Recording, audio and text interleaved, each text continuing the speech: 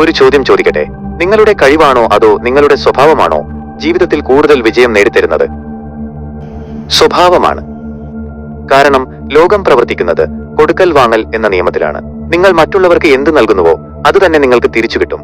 അത് സ്നേഹമാവാം, ബഹുമാനമാവാം, വഞ്ചനയാവാം. നിങ്ങൾ വിതയ്ക്കുന്നത് മാത്രമേ നിങ്ങൾക്ക് കൊയ്യാനാകൂ. നിങ്ങളുടെ സാമ്പത്തിക ഭാവിയും ബിസിനസ് വിജയവും എങ്ങനെയാണ് നിങ്ങളുടെ പെരുമാറ്റത്തെ ആശ്രയിച്ചിരിക്കുന്നത് എന്ന് നോക്കാം. ഒരു നിമിഷത്തെ ദേഷ്യപ്രകടനം ഒരുപക്ഷെ 1000 നിമിഷത്തെ കുറ്റബോധം നമുക്ക് സമ്മാനിച്ചേക്കാം. അതുകൊണ്ട് ഓരോ വാക്കും ഓരോ പ്രവൃത്തിയും കരുതലോടെയാവണം. മറ്റുള്ളവരെ പരിഹസിക്കരുത്. ന്യൂനതകളില്ലാത്ത മനുഷ്യരില്ല. എല്ലാം തികഞ്ഞവരായി ദൈവം ആരെയും സൃഷ്ടിച്ചിട്ടില്ല. എല്ലാവരിലും കുറവുകളുണ്ട്. ആ കുറവുകളെ ചൂഷണം ചെയ്യാനോ പരിഹസിക്കാനോ ഉള്ള അവകാശം നമുക്കില്ല. ബഹുമാനം നൽകിയാൽ മാത്രമേ നമുക്ക് ബഹുമാനം ലഭിക്കൂ. നിങ്ങളുടെ ചിന്തകളാണ് ആദ്യം മാറേണ്ടത്. ഞാൻ ചിന്തിക്കുന്നത് മാത്രമാണ് ശരി എന്ന തോന്നലാണ് പല പ്രശ്നങ്ങളുടെയും അടിസ്ഥാനം. ഈ ലോകം വലിയൊരു പാഠശാലയാണ്. എല്ലാവരിൽ നിന്നും പഠിക്കുക, എന്നാൽ ആരെയും അന്ധമായി പിന്തുടരാതിരിക്കുക. ബിസിനസ്സിൽ നിങ്ങളുടെ അറിവിനേക്കാൾ പ്രധാനം നിങ്ങളുടെ വിനയമാണ്.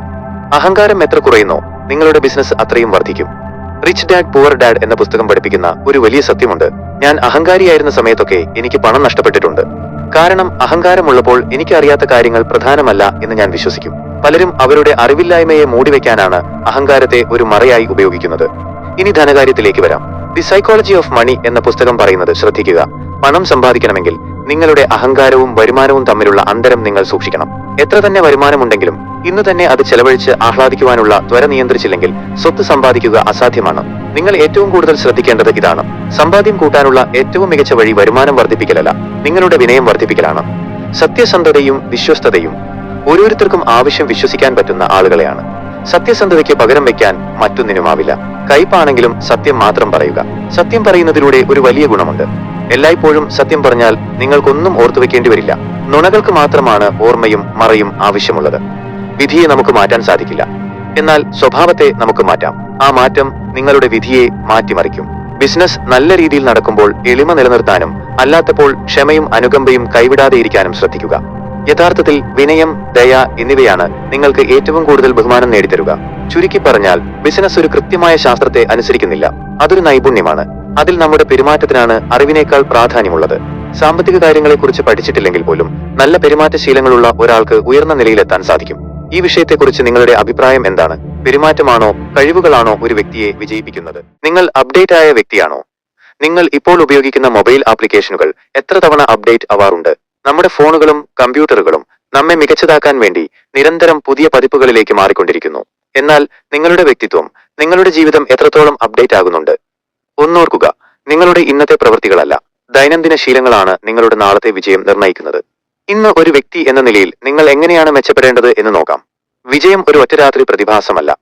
നമ്മളിൽ പലരും വിചാരിക്കുന്നത് വലിയൊരു ലക്ഷ്യം നേടുമ്പോഴോ വലിയൊരു നേട്ടം കൈവരിക്കുമ്പോഴോ ആണ് നമ്മൾ വിജയിക്കുന്നത് എന്നാണ്. എന്നാൽ യാഥാർത്ഥ്യമതല്ല. ജയം എന്നത് ദൈനംദിന ശീലങ്ങളുടെ ഫലമാണ്. ജീവിതത്തിൽ ഒരിക്കൽ മാത്രം സംഭവിക്കുന്ന കാര്യമല്ല അത്. നമ്മുടെ വ്യക്തിത്വത്തെ രൂപപ്പെടുത്തുന്നത് വലിയ തീരുമാനങ്ങളല്ല, ചെറിയ ശീലങ്ങളാണ്. ഓരോ നിമിഷവും നിങ്ങൾ എടുക്കുന്ന തീരുമാനങ്ങൾ ചേർന്നാണ് നിങ്ങൾ ആരായി മാറും എന്ന് നിർണ്ണയിക്കുന്നത്. ഒരു ദിവസം നിങ്ങൾ ഒരു പേജ് വായിക്കുന്നു, ഒരാഴ്ച കഴിയുമ്പോൾ നിങ്ങൾ 7 പേജ് വായിച്ചു.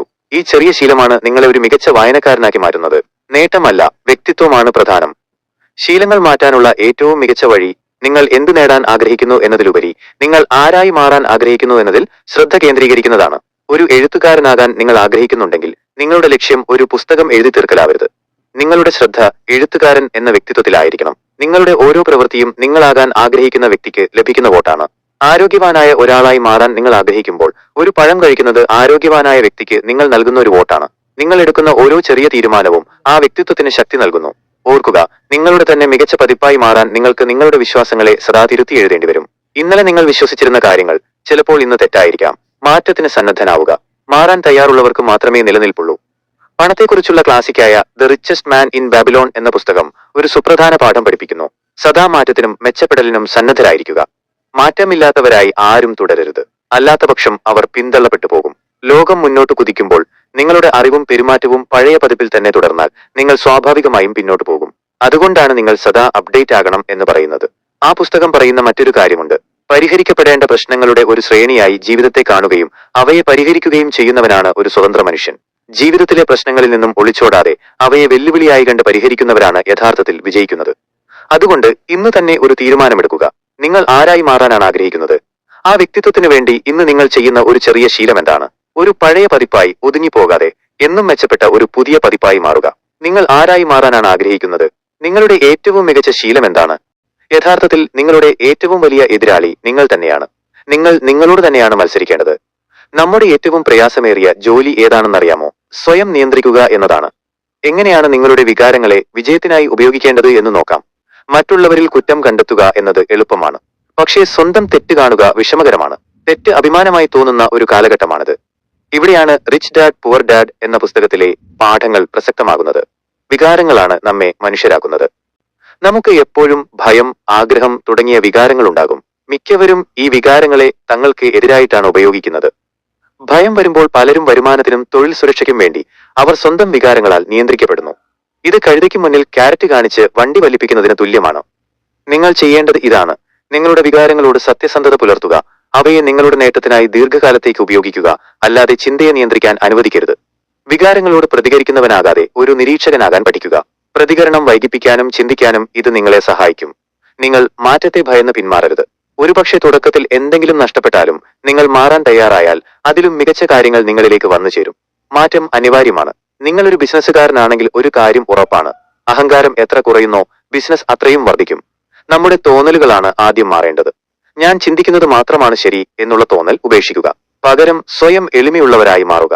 തല താഴ്ത്തി നിൽക്കുക, എങ്കിൽ നിങ്ങൾ നേരെ നിൽക്കും. ശൂന്യമായിരിക്കുക, നിങ്ങൾക്ക് പൂർണ്ണത കൈവരും. ദി സൈക്കോളജി ഓഫ് മണി എന്ന പുസ്തകവും ഇതുതന്നെയാണ് പറയുന്നത്. ഒരു ആഡംബര കാറോ വാച്ചോ വാങ്ങുന്നതിൽ കാര്യമില്ല. നിങ്ങളുടെ സമ്പാദ്യങ്ങൾ കണ്ട് ഭ്രമിക്കുന്നത് നിങ്ങൾ മാത്രമാണ്. റെസ്പെക്ട് നിങ്ങൾക്ക് ലഭിക്കുക ദയയിലും വിനയത്തിലും കൂടിയാണ്, അല്ലാതെ കാറിന്റെ വലിപ്പം കൊണ്ടോ വാച്ചിന്റെ ഗുണം കൊണ്ടോ അല്ല. ആഡംബരം കുറയ്ക്കുക. എല്ലാ ദുശീലങ്ങളും ഒഴിവാക്കുക. ദുഃഖത്തെക്കാൾ നല്ലത് ചെറിയ കരുതലാണ്. നിങ്ങളുടെ ജീവിതത്തിലെ വലിയ ദുരിതങ്ങൾ ഒഴിവാക്കാൻ ചെറിയ കാര്യങ്ങളിൽ ഇപ്പോൾ ശ്രദ്ധിക്കുക. ശ്രമിക്കാതെ ഇരിക്കുന്നതാണ് ഏറ്റവും വലിയ പരാജയം. ഇന്ന് തന്നെ നിങ്ങളുടെ ദുശീലങ്ങൾ നിർത്തുക. തെറി പറയുന്നത്, നെഗറ്റീവ് ചിന്തിക്കുന്നത് എല്ലാം നിങ്ങളുടെ മനസ്സിന്റെ വളർച്ചയെ തടയുന്ന കാര്യങ്ങളാണ്. ദുശീലങ്ങൾ പൂർണ്ണമായും ഒഴിവാക്കുക. നിങ്ങൾ ആരായിരിക്കണം എന്നതിനെക്കുറിച്ച് സ്വയം ചിന്തിക്കുക.